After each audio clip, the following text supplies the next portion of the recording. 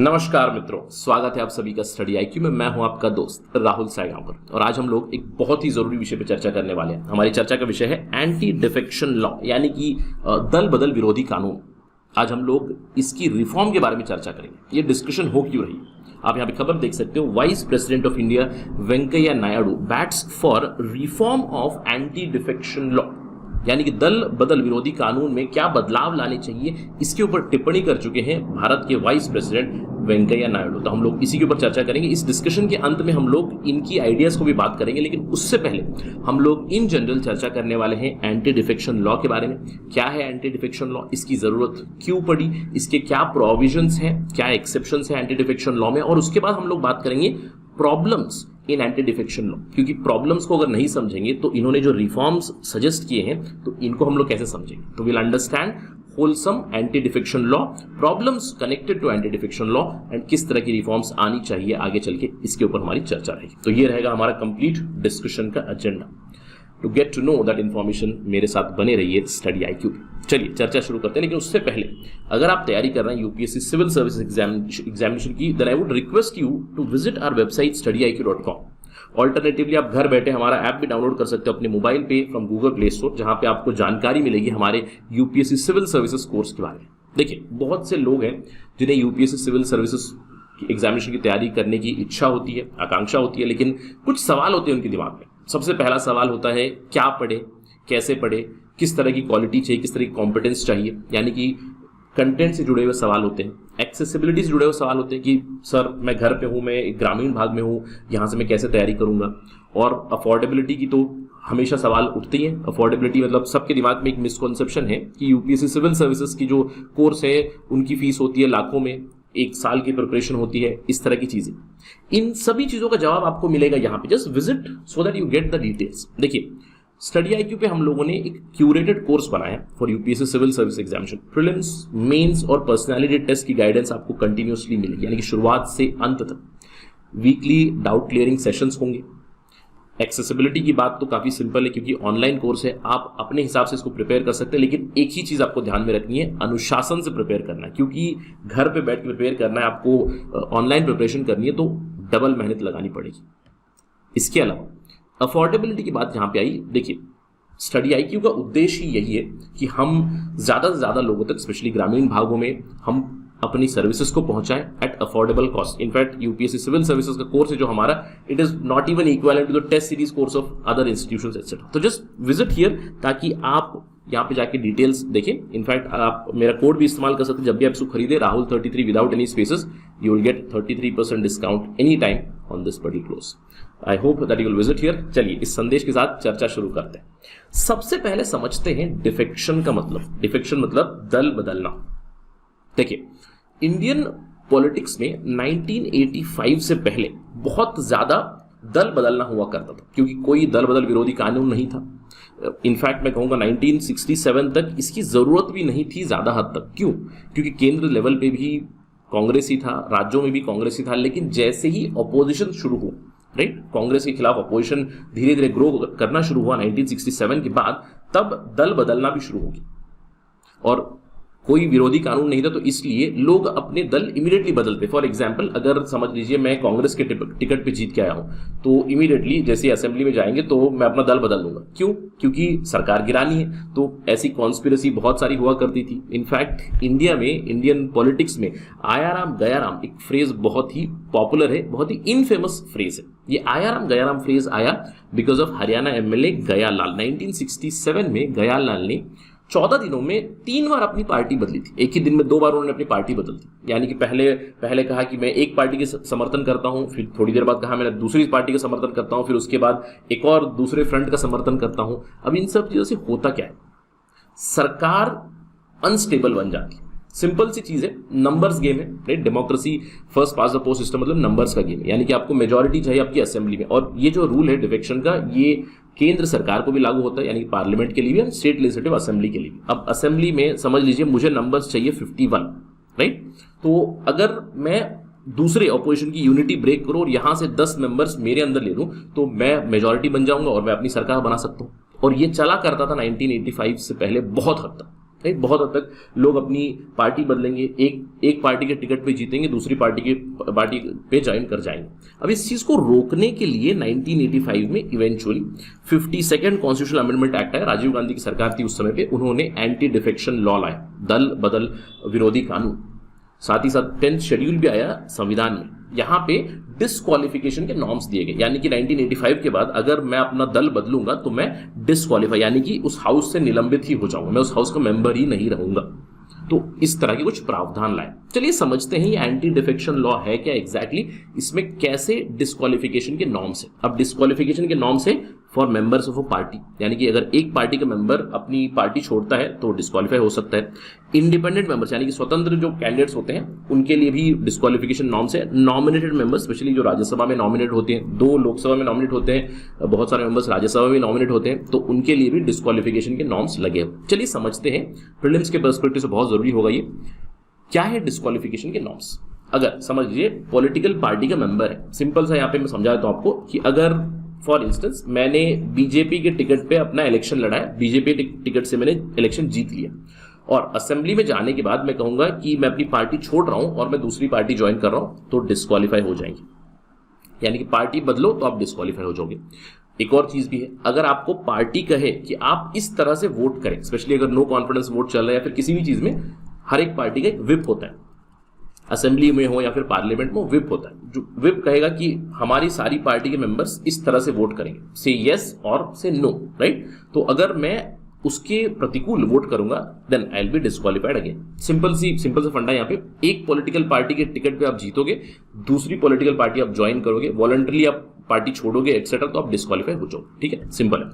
Independent members के लिए क्या है, इंडिपेंडेंट मेंबर्स तो कोई भी पार्टी ज्वाइन नहीं कर सकते, यानी कि स्वतंत्र बन के अगर आप असेंबली में गए हो, पार्लियामेंट में गए हो, तो आपको इंडिपेंडेंट ही रहना है, आप कोई भी पॉलिटिकल पार्टी ज्वाइन नहीं कर सकते।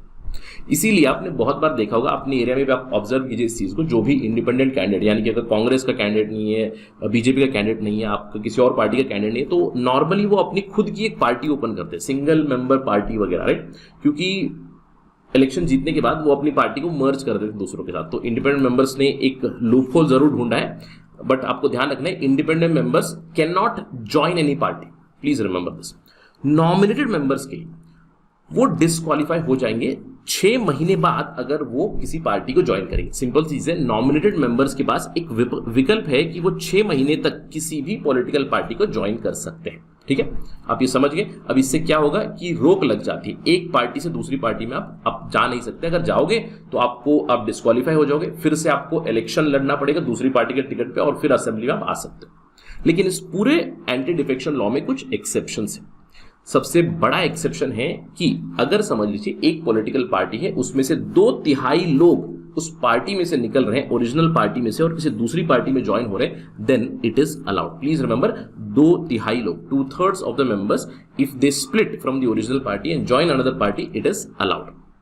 इसके अलावा अगर प्रिसाइडिंग ऑफिसर यानी कि स्पीकर ऑफ द हाउस है, चेयरमैन ऑफ द हाउस है, वो अपनी पार्टी का पद छोड़ दे तो वो डिस्क्वालीफाई नहीं होगा, क्योंकि वो स्पीकर है। अगर समझ लीजिए वो इन प्रिंसिपल अपनी पार्टी की मेंबरशिप रिलिंक्विश कर रहे हैं, then he still will be the member. क्यों? क्योंकि प्रिसाइडिंग ऑफिसर है। तो ये 2 एक्सेप्शंस आपको मिलते हैं एंटी डिफेक्शन लॉ के पर्सपेक्टिव में।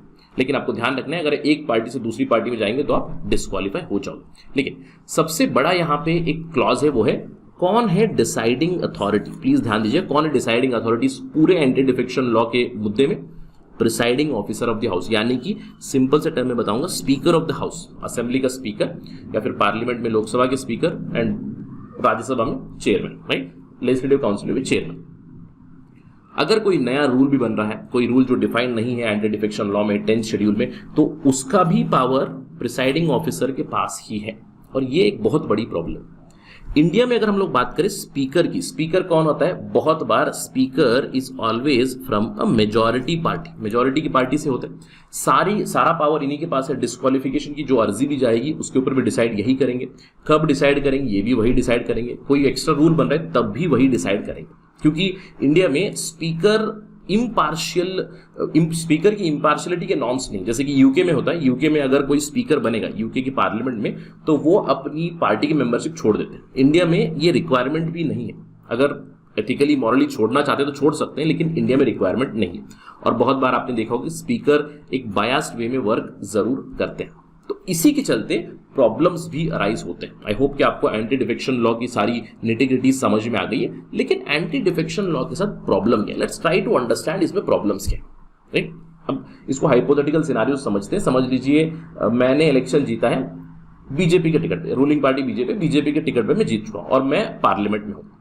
तो एंटी डिफेक्शन लॉ की वजह से क्या डेमोक्रेसी कर्व हो रही है, क्या मेरी freedom of speech and expression hinder हो रही है, कैसे, चलिए समझते हैं। जैसे कि मैंने आपको बताया पार्टी विप इशू करेगी कि भैया आपको इसी तरह से वोट करना है। तो समझ लीजिए एक बिल आया, हाइपोथेटिकल सिनारियो है, कृषि कानून आए, let's talk about last year कृषि कानून लाए हैं, बीजेपी की सरकार ने कृषि कानून लाए थे और मैं इन प्रिंसिपल उन कृषि कानूनों के खिलाफ हूं। तो मैं क्या कर सकता हूं, क्या मेरे पास कोई विकल्प है, can I vote against the whip, can I say anything against those farm laws. क्योंकि अगर मेरी freedom of speech and expression क्या कर्व हो रही है यहाँ पे, I want to say something against the farmers laws which are being brought, I want to vote against it, क्या मैं डिस्क्वालीफाई होऊंगा, ये एक डर जरूर रहता है और इस डर के चलते मैं कुछ बात नहीं करूंगा। Is it hampering the democracy, is it hampering the deliberation, ये एक चीज जरूर रह जाती है। अब ये डर क्यों है, क्योंकि सारी डिसाइडिंग अथॉरिटी स्पीकर के पास ही है। यही एक बहुत बड़ी कॉन्ट्रोवर्सी है कि स्पीकर क्या डिसाइड करे। अगर समझ लीजिए मैंने कृषि कानूनों के खिलाफ बोल दिया तो क्या स्पीकर मेरे खिलाफ डिस्क्वालिफिकेशन नॉर्म्स करके मुझे हाउस से निलंबित कर सकते हैं? बिल्कुल कर सकते हैं। तो इस डर के चलते बहुत से लोग शायद ओपनली नहीं बोलते, अपनी वोट कॉन्शियस से नहीं करते, ये भी प्रॉब्लम होती है, राइट। इसके अलावा स्पीकर के पास एक्स्ट्रॉर्डिनरी पावर दी गई। समझ लीजिए मैंने बात कर दी, right, I said something from the perspective farmers law, मैंने उसको क्रिटिसाइज कर दिया। अब किसी ने अर्जी दे दी कि भैया इनको डिस्क्वालीफाई कर दीजिए, इन्होंने पार्टी लाइन के खिलाफ बोला है, पार्टी लाइन के खिलाफ इन्होंने वोट किया है। अब ये स्पीकर क्या डिसाइड करेंगे, सब कुछ इनके डिस्क्रिप्शन पे। कब डिसाइड करेंगे, आज भी डिसाइड कर सकते हैं, 2 महीने बाद भी डिसाइड कर सकते हैं, कभी भी डिसाइड कर सकते हैं, कोई टाइम फ्रेम नहीं दिया गया, राइट। तो everything belongs to the speaker and speaker is generally biased in the Indian parliamentary system, right, we know that. इसके अलावा एक बहुत बड़ी प्रॉब्लम है, स्प्लिट अलो कर दिया गया, यानी कि 2/3 मेंबर्स अगर एक पार्टी से निकल के दूसरी पार्टी में ज्वाइन कर रहे हैं तो ये क्वाइट अलाउड है। तो एक आदमी अगर पार्टी बदलना चाहता है तो ये अलाउड नहीं है। अगर 10 लोग बदलना चाहे तो बदल सकते हैं। 10 लोग कब, अगर 20 समझ लीजिए, अगर 15 लोगों की पार्टी है तो 10 लोग अगर एक पार्टी से निकल के दूसरी पार्टी में चले जाएंगे, then it is quite valid. I hope कि दिस इज क्वाइट क्लियर। तो ये सारे सवाल उठ जाते हैं कि anti defection law normal functioning of democracy में एक हिंड्रेंस है। इनफैक्ट इसके ऊपर बहुत सारी सजेशंस आ चुकी है कि बहुत सारे लोगों ने सुझाव भी दिए हुए based on the history of working of the speaker. Speaker ने बहुत बार बायस्ड वे में वर्क किया हुआ है, कोई डिसीजन नहीं लिया है, कभी कभार रॉन्ग डिसीजंस लिए हैं। ऑल्दो आपको ध्यान रखने की एंटी डिफेक्शन लॉ में जो भी डिसीजंस लेंगे speaker, they are also judicially reviewable. Kihoto Hollohan case में सुप्रीम कोर्ट ने क्लियरली बता दिया है कि it is judicially reviewable. Although parliament की, स्टेट लेजिस्लेटिव असेंबली की वर्किंग के ऊपर सवाल नहीं उठा सकते हैं जुडिशरी, लेकिन स्पीकर के डिसीजन अगर कोई चैलेंज करना चाहते हैं, जुडिशियली रिव्यू करना चाहते तो कर सकते हैं according to Supreme Court as per the Kihoto Hollohan case, right, ये हमें पता है। अब इसके चलते बहुत से लोगों ने रिकमेंडेशन दी। सबसे बड़ी रिकमेंडेशन आई दिनेश गोस्वामी कमेटी की, 1990 में रिकमेंडेशन आई थी जब एंटी डिफेक्शन लॉ बना था। तभी इन्होंने बताया था कि डिस्क्वालिफिकेशन केवल लिमिटेड होना चाहिए जब कोई वॉलंटरीली अपनी पार्टी मेंबरशिप छोड़ता है, यानी कि वॉलंटरीली वो कहेगा कि मैं एक पार्टी छोड़कर दूसरी पार्टी में जा रहा हूं तो डिस्क्वालीफाइड। या फिर अगर वो नो कॉन्फिडेंस मोशन में, जो भी इंपॉर्टेंट जैसे कि मनी बिल हो, नो कॉन्फिडेंस मोशन हो, वहां पे अगर वो वोट करेंगे अगेंस्ट द विप तो दे विल बी डिस्क्वालीफाइड। यानी कि इस डिस्क्वालिफिकेशन को आप लिमिटेड रखिए ताकि लोग ओपनली डिबेट करें, ओपनली डेलिब्रेट करें। अगर पार्टी की एक लाइन है, उस पार्टी की लाइन को भी आप क्रिटिसाइज कर सकते हो, आप अपनी आइडियाज बता सकते हो, क्योंकि डिबेट, डेलिब्रेशन, डिस्कशन तो यही है। जब काउंटर आइडियाज आएंगे तभी तो अल्टीमेट आइडिया रिफाइन होती है, राइट। इसीलिए ये सारी रिकमेंडेशन आई थी। इसके अलावा दिनेश गोस्वामी कमेटी ने यह भी रिकमेंडेशन दी थी कि स्पीकर के पास जो डिस्क्वालिफिकेशन की पावर है उसको आप हटा दीजिए, उसको दीजिए प्रेसिडेंट और गवर्नर को, which would be on the basis of advice of election commission. इसके अलावा लॉ कमीशन ने भी कुछ इसी तरह के रिकमेंडेशन दी थी। उन्होंने कहा था कि स्प्लिट और मर्जर की जो चीजें हैं उसको पूरा हटा दीजिए, क्योंकि अभी फिलहाल क्या हो रहा है एंटी डिफेक्शन लॉ में, एक आदमी शिफ्ट करे तो डिस्क्वालीफाई हो जाएगा, मास लोग अगर शिफ्ट हो जाए तो डिस्क्वालीफाई नहीं होंगे। So this basically helps in mass defection, यानी कि दल बदल मास कर सकते हैं, सभी लोग मिलकर दल बदल कर सकते हैं। तो कुछ इस तरह की प्रावधान है, तो उसको हटाने की बात की है लॉ कमीशन ने।